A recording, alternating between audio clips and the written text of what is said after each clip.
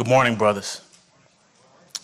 It's been a long road here, but I'm here.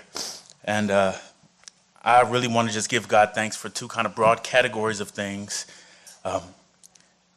over specifically the past 8 years. For the first category is persons, people.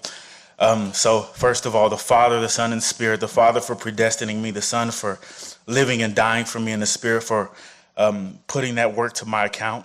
I don't deserve it. For my wife, who's been so helpful for me in seminary. My mother and family, my mother-in-law, who's such a sweet and godly woman herself. Professors, specifically Dr. Murphy, the short guy from Ohio. Dr. Sammons and Dr. Zuber. You guys do not know how much I appreciate your godly and manly influence in my life, because it's so uncommon in Christianity today.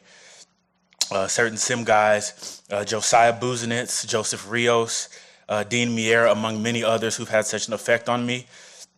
And my guy, my Black Paul, my Hood MacArthur, Carol Bob Jr., who was my Bible teacher when nobody had time and nobody seemed to care. He cared, and he gave me time, and he taught me in a way that I could learn. He taught me how to want the Bible myself, and that is the first category. And the second category is understanding, specifically with regard to this passage of Philippians chapter 2.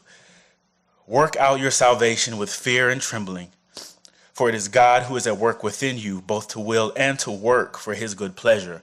Now, that gives me a couple of things to think about, a few things to think about. First, that I have to work, and that's hard, and it's daunting. And when I look and when I see that and I think about all of the sin in me, it can bring me, if I'm too self-focused, it can bring me to abject despair, and it has. But when I read the next part, it gives me some hope. For it is God who is at work within you, both to will and to work. Now, if you haven't really looked at it, to will is to desire, and to work is to do. Now, you certainly have to work, and you certainly need to will it, but it's God who causes the willing and even the desire to do right in you. When I look at myself, I see no righteousness, no holiness, no goodness at all. Some of y'all have seen it, especially the brothers that have worked with me. No strength to do anything right. No strength. And I've really seen that over these past few years.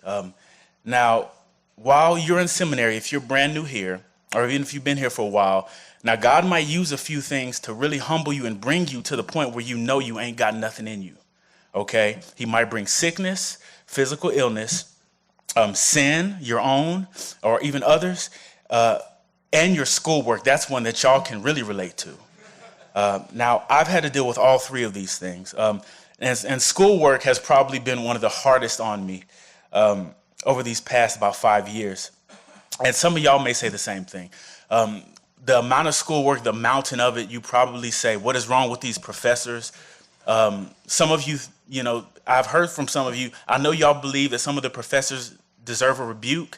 And for some of them, that is certain that they do.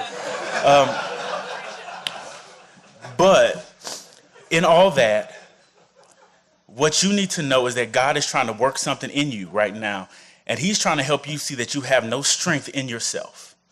Besides not having any righteousness and holiness in yourself, you have no strength to do anything right.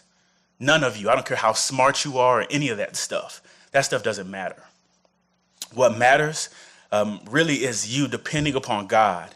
And I want to suggest for you guys one thing, and I hope that you can take this with you, is that one thing God is trying to work with you when he crushes you under the weight of Hebrew or whatever you have to do, is that he's trying to humble you and make you look to him rather than yourself.